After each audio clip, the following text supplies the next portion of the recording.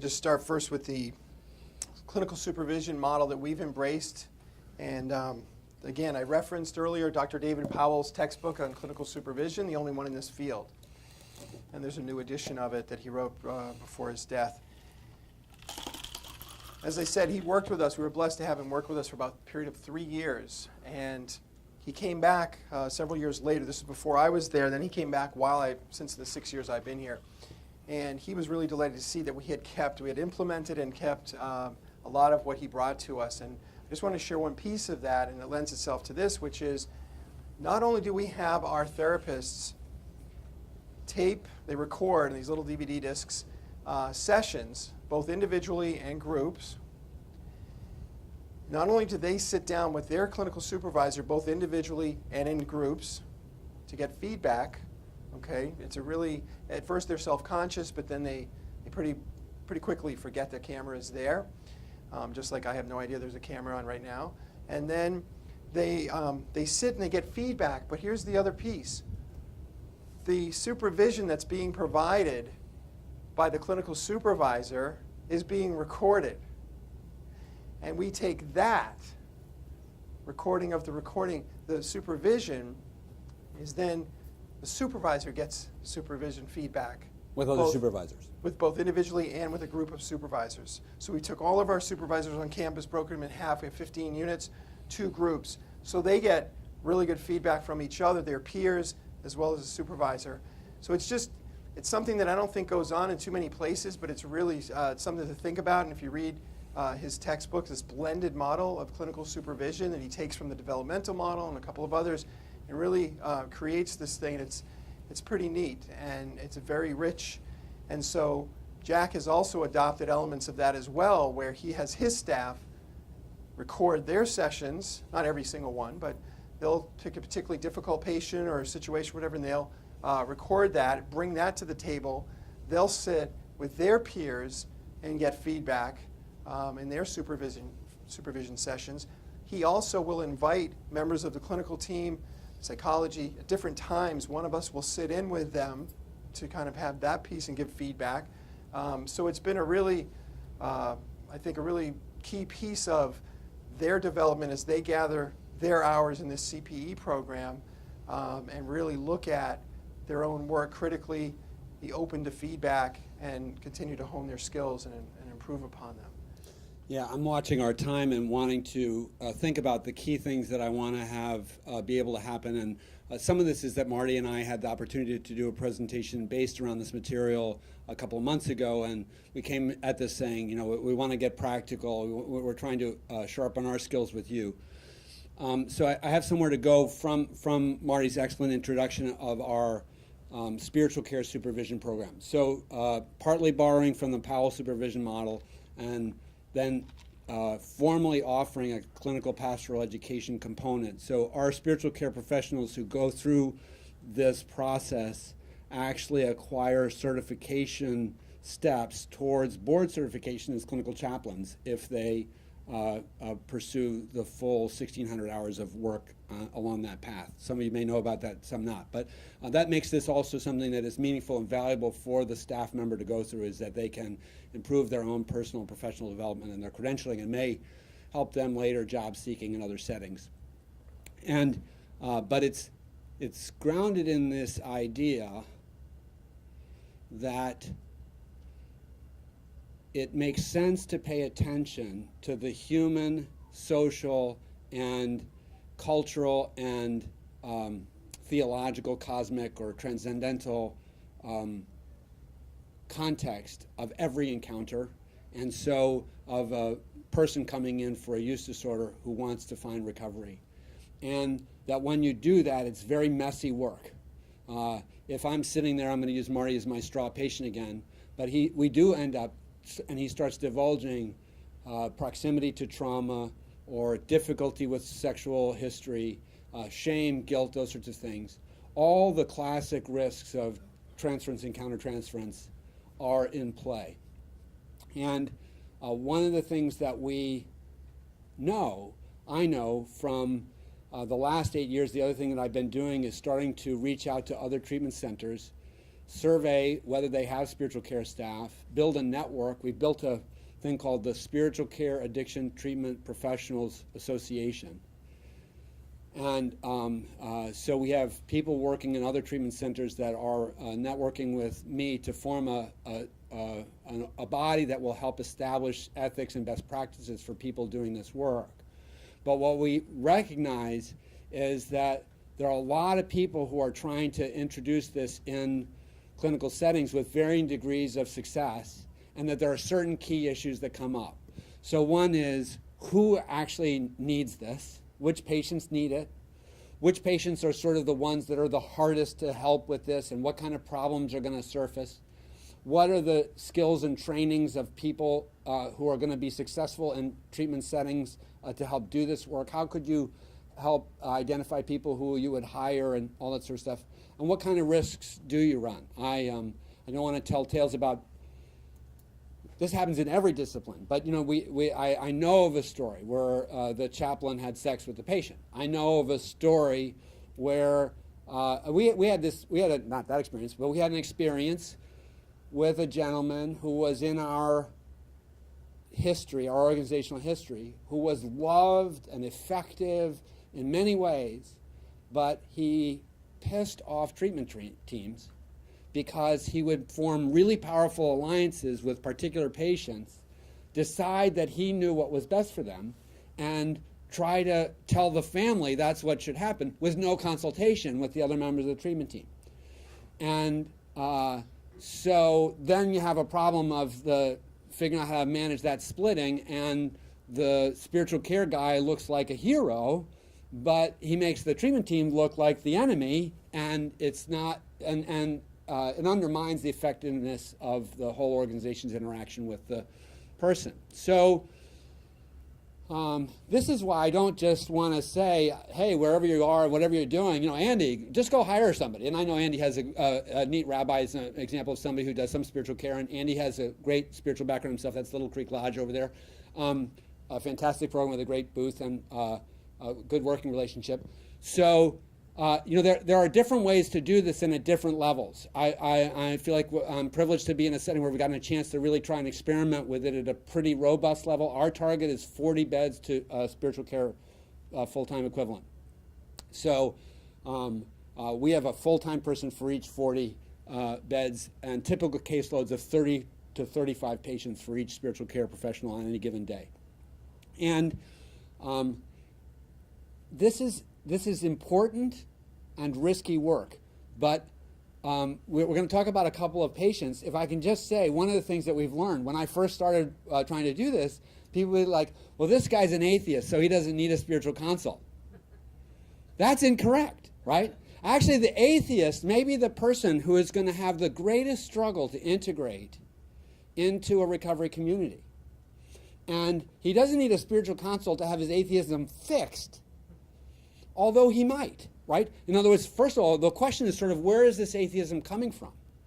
Well, it's because I was subjected to something, and like as soon as that language is there may be a spiritual wound there.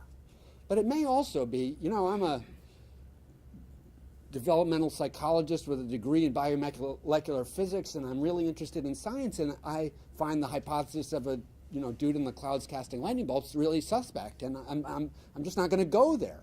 And so it can be really reassuring for us to say, you don't have to, you know, and there's a lot of ways to be in recovery with that perspective. So, but then we have the person who says, well, this guy's really religious, so he doesn't need a spiritual consult. Oh, yes, he does, right? Because he's going to need to know that he shouldn't go into the first A meeting screaming how wonderful Jesus is, right? You know, or that it's going to alienate him from those experiences. So that range, our belief is that all patients merit, deserve, and warrant spiritual care.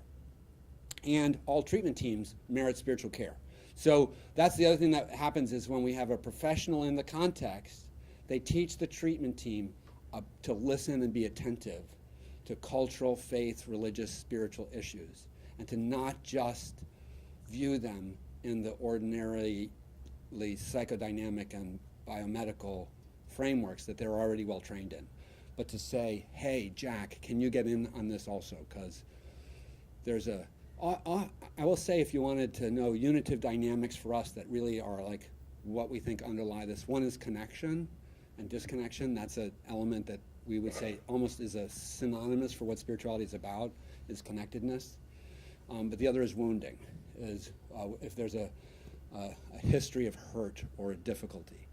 So I think we should talk about some patients and some folks that we worked with, but I should shut up too and let you walk us that direction if you want. Well, first of all, I just want to say you guys are doing a wonderful job with this experiment we're conducting today, which is to get 70 people together in a room after lunch with no air conditioning, it feels like, right? Who can withstand it? Who can make it through? All right, so. I think we should talk about people. Okay. Well, we have a couple of different cases. Actually, 3. Who do you want to start with, Chase? I think so. That's fine. One young man. So we have adolescent care. We have young adult care. We have adult. We have older adult. And this young man, who we'll call Chase, if I can get the right one here.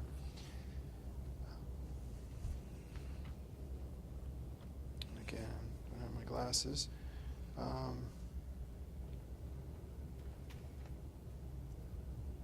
It's an Orthodox Jewish patient who had met with the psychologist. She had uncovered some information that he had shared that really, this was one of those cases where she felt like it was really important to kind of red flag this for spiritual care right up front and to help meet his needs. And he had a number of different things going on. What did I do with those glasses? He had some significant issues around his upbringing, his Orthodox tradition had him, it wasn't a lack of belief in God, but a belief that God was ruthless, even evil. So that was pretty significant, especially trying to encourage a program of recovery, right? And also he lacked any hope, that he felt he was incapable of working a spiritual program. And so when this was referred to spiritual care, the goal was really to help provide a safe, non-judgmental place for him to explore this area, to dig deeper and to figure out where is it coming from and how might we help him to not have this be a huge obstacle to potentially working a program of recovery. And to meet with him as early as possible to get started on that. So it was a real collaborative effort with the treatment team. The spiritual care person found the notes from the psychologist extremely helpful in her insights into when he did meet with this person. The meeting, he basically gave this person permission to be angry with God, to feel his pain, to acknowledge his current feeling of despair, and to make this a sacred interaction. And although it felt like that to the spiritual care practitioner, he knew it was but a small step. It was just the beginning, but they felt like they made some inroads. And so, as Jack mentioned, every patient is met with for a spiritual assessment. But some individuals like this are met with subsequent times. And there were at least 3, I think. There were a couple this one follow-ups. has 3 individual consults. The first one is teed up by the psychologist. And then this is a juggling act for the spiritual care professional in our setting because they are accountable to meet with everyone within a certain time window of arrival, and yet they have the latitude to provide follow-up appointments for specific patients. They will also, in our setting, interact with patients on the fly because they're members of the treatment team, and so they're around. So we call that ministry of presence, and we train around that. How to just check in after the session, maybe the next day, and say, how's it going? Or it was really great talking to you, or did you try the meditation I gave you? That kind of thing. And they do spirituality groups and specialty groups. All of our units have access to grief loss specialty groups. So if there are grief loss issues, they may also work with a spiritual care person in a group setting. In this particular patient's case, being an Orthodox Jew, we ended up also utilizing Rabbi Lipsker, who works as an integral part of the treatment for those patients of Jewish faith. And so with our spiritual care person on Jack's team and the rabbi, which the patient found to be extremely helpful, because this rabbi gets it, he knows recovery and can speak that language. And so the whole thing started to unfold in such a way that patient was able to make a real shift in how he looked at and perceived, and let go of some of the resentments and the belief that he had that was pretty severe initially, right? That, how's he going to be in recovery with thinking God is evil, and whether, but these guys really connected with him. In fact, the spiritual care person then was on vacation, which is never a good time to take a vacation in this business, right? But we had another spiritual, he passed the baton. That person was well up to speed and part of the team, so that spiritual care person met with him. So he had the benefit of, 3 different spiritual care folks, including the rabbi. And by the end of it all, Jack's staff member said he was truly amazed to see how much brighter affect was as he prepared to transition to extended care, in contrast to the despair and hopelessness, and this is in 4 weeks, right? To present with him upon admission. It's truly a thing of beauty to be able to witness such a transformation. This was truly a team effort. There was great clinical work by the counselor, benefits of ongoing care. Dr. Roberts, the psychologist, caused us to look at the case in an out-of-the-box manner, and this spiritual care person benefited from being a part of this team to provide the quality care that really helped shift this person to then spend an additional few months in extended care, actively working a program of recovery, and not allowing that to just have him completely throw it all out the window and try to do it by himself rather than the we of the program. So that's an example of one story. It makes me want to bring up one sort of teaching point for us. When we used to have people in the organization that we're in talk about our philosophy being to be spiritual and not religious. And I sort of waged a single-handed campaign to ask people to change that language, because I think we're really excited when people have positive experiences with religion to help support it. And the way that was being framed, it sounded almost kind of anti-religious, or at least very bracketing. And so that's one of the reasons why, particularly for Orthodox or observant Jews, conservative observant Jews, it's turned out to be sufficient in our number of population for us to have a consulting rabbi so that we can meet the necessary benchmarks for observance of kosher food and Shabbos observance and those sorts of things. Although our rabbi is not one of our spiritual counselors and not one of the 7. In fact, we have a Roman Catholic priest who also doesn't do the documented formal assessments and those sort of things, but brings certain elements like communion to the table. Austin, you want to ask something? Or? Real quick, having a chance to work with Jack as a clinical director, Karen also, to me, what you're bringing up right now is critical, and I've been the observer of the benefit of the shifted dialogue that you're talking about when, as a person not personally in recovery, as a clinical director in a drug and alcohol treatment center, sometimes I feel like there's a bias on the other side to only ever talk about spirituality, avoid any religious conversation whatsoever. And your staff, I've seen in multiple treatment team meetings where they've added critical cultural and contextual information from their faith of their fathers or the religious traditions that they bring to the table in a way that led to a much richer clinical conversation, more tolerance, more acceptance, and more clinical information. Yeah, both in our hiring of spiritual care professionals and then in our training and development of them. So through these kind of CPE group supervision processes and through individual employment goals, we try to become expert in sort of basic literacy of a variety of different spiritual methods and traditions. Just one example, we had a guy, wonderful guy, addiction counselor background, evangelical pastor, Assemblies of God. So if you know what that is, that's a big Jesus-loving dude. And he became an excellent spiritual counselor on our team.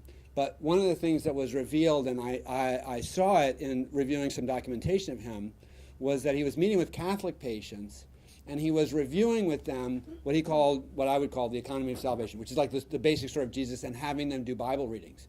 And I said to this guy, I said, you know, that indicates a gap in literacy, because that's not how a Roman Catholic person reconnects with their faith. That's how a Protestant evangelical reconnects with their faith. A Roman Catholic person would probably go to communion as a key element, or possibly reconciliation, those kinds of things. And so we work really hard, because you can't necessarily hire people right out of the box who are interfaith literate, but to bring that, and then to have this person in a treatment team setting, this is part of their responsibility, is to have an ear to that kind of cultural myopia, and to help people understand, hey, this person is from an Asian immigrant family, and this perfectionism and this high striving, all that sort of stuff, is not just a personality disorder. It's a family characteristic that is rooted in the and so those kinds of elements. We think of the spiritual care person as a person with high cultural literacy, and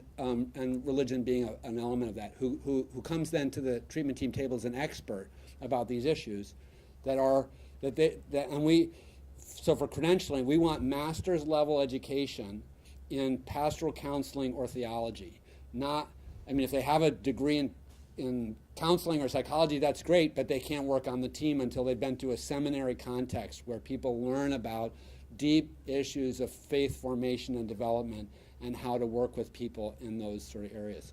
I think instead of, because I'm looking at time, we have like 13 minutes, so I wanted to see if there's anything else, like Austin, that we can be of help to you. I mean, we can talk more. I know Marty can talk almost as readily as I can, but yeah. Any differences in the way you work with adolescents? Yes, that's a great question. So we have a broad number of demographics, from seniors to adolescents, male, female, bisexual, transgender, relapse, extended care, primary. So it turns out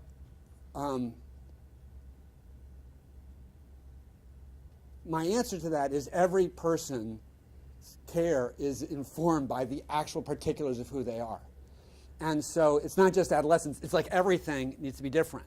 But when we move, like I just moved the guy from adolescent and young adults to healthcare professionals, and we're going to have to support and train him in making that migration, because it's a really big shift in the population that he's working with. And so you have certain features and styling that are characteristic. We have a unit that works with persons of affluence and influence, people of wealth and power and influence, and I spent the last couple of years a lot of FaceTime with some of those patients, and there are particular features of their struggle spiritually that's different. With adolescents, and some of those statistics were even in Maura's presentation yesterday, you have much less formation around religious and spiritual issues. Many times there's no underlayment there. And there's that natural life developmental stuff of individuation, self-reliance, adults are stupid. Why would you read anything that was 1,000 years old? Now, those kinds of issues. And so we do kind of favor, I like placing spiritual care people who are really capable of beginning the relationship without appearing to be staid or formal, and really begin with rapport. But motivational interviewing is also a foundational idea of what we integrate that with spiritual care as a method, is to sort of like find out what do you want this to be about. It's not what we want you to get, it's what we want to know we can do for you. One of the other things that's funny about spiritual care is that we do a lot. We're a behavioral health center. We're very comfortable with co-occurring disorders and complex medical presentations and a variety of things. But there's a point at which a person is not in the right treatment setting. You know, they're actively psychotic, or that's a good example. At that point, most of our disciplines pull back, because we can't really do the addiction treatment piece because the person is not in the right setting. And so, but I'm like, that's when the spiritual care still operates. The spiritual counselor is never given a pass in terms of not needing to be present. Also, this is the thing Marty and I were talking about. People talk about Suboxone and buprenorphine, and our organization is, like many of yours, evolving in our way of figuring out how to integrate medication-assisted treatment in our panoply of offerings. And but one of the presumptions that I think is fascinating to me is that many old school folks say you can't do spiritual care with a person on Suboxone. And to me, I'm like, well, that's funny. That would imply that also a person, say, with terminal illness and getting opiates in the hospital shouldn't be visited by a pastor either, right? Because they're all doped up. So let's just stop having pastors visit people who are dying, because there's no point, right? To me, it's an incorrect presumption that because there is an opioid in the system that the receptors, that we shouldn't provide spiritual care. It may modify how spiritual care is delivered, and it may present as an obstacle for the person. In fact, it does. If you're on buprenorphine or those sorts of things, you have all this sort of shame and acceptance in the recovery community. So I think it actually ups the ante for spiritual care and all that stuff. But my answer is every patient is different. But adolescents, certainly, there are certain issues. And it depends on which adolescent. We've had adolescents who come out of, center city thug gang situations, and then we have adolescents who come out of, golf prep schools. And so it depends. It's not we don't have a one-size approach. Just wanted to briefly, really in a nutshell, one of the other case studies, and Jack, elaborate on this if you'd like, but just as an example. So when I talked about initially, that interaction, that connection, that rapport. So this patient, he had his counselor. He met with spiritual care. He was adopted. He was from a very conservative, traditionally fundamentalist background. He had resentments significant toward his biological mother. He had a best friend killed in a car accident. He even questioned whether it was suicide. So he had a lot of issues to be addressed by spiritual care staff. He was met with, on a few occasions throughout his month of treatment, to whatever extent he made progress on those issues in those areas, the continuing care plan was unfolding that he would be going home. And it was in his third, I believe, session with his spirit, and he really connected and talked about feeling safe, something he had never shared. He came out. He talked about homosexuality and exploring the conflict that he was going through with how to reconcile that with his traditional conservative upbringing religiously, and how there's no way he could share that with his family. The spiritual care practitioner thought, this is a setup to send him home and not be able to live a rigorously honest life of recovery, and have that huge secret. So really, literally, in the last few days of his treatment, we circled the wagons, we did the case consults, we worked together, and made a really good rationale for continued treatment. In fact, he ended up going down to Florida, where he was able to go back to school and be open and honest about who he is, and still chose not to share with his family, but was accepted by the community and living an authentic life in recovery. But it wouldn't have happened without that connection with spiritual care, because he hadn't shared that with his counselor or anybody else, his peers. He had been holding on to this the whole time. So I thought that was a really powerful example of something that potentially life-changing, where he could have ended up a statistic versus really given a chance for a successful long-term recovery. Yeah. Yes. First of all, I really appreciate the work that you're doing. I hear so many people, and I'm definitely one of them, that feels my higher power connection in nature. And I'm just wondering, not that I'm suggesting like we form a coven or anything, but just like what you do for people whose spirituality falls outside of a religious context, who might be more pagan-centered or earth-centered or such. So your question, one of the things that I struggle with in preparing for this presentation is what to exclude. But so if I had more time and teaching, one of our foundational models for understanding spirituality as connectedness is that connectedness manifests in the life of an individual in 4 different kinds of aspects. So there's self-connectedness, reflexive self-awareness.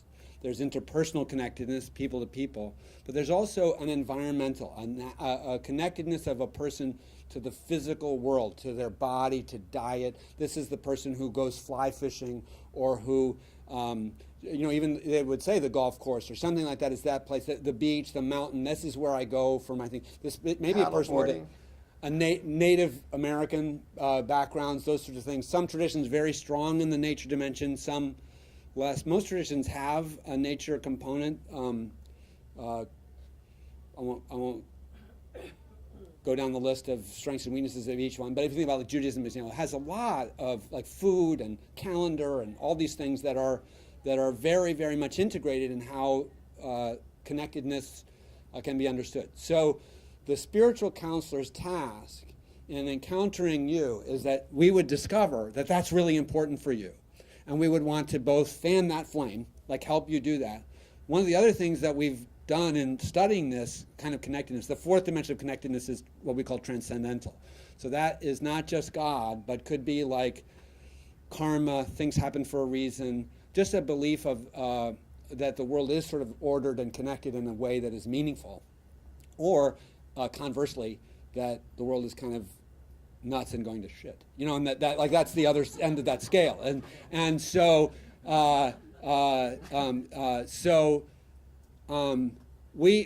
but one of the things that we found, which is really important finding, is that connectedness, if you assess it, if you ask people to scale on their connectedness on these four dimensions, tends to cluster fairly strongly closely. So in other words, you're either highly connected, and if so, kind of have connections in all these dimensions, or you're really quite disconnected, or you're mildly connected, and they hang together.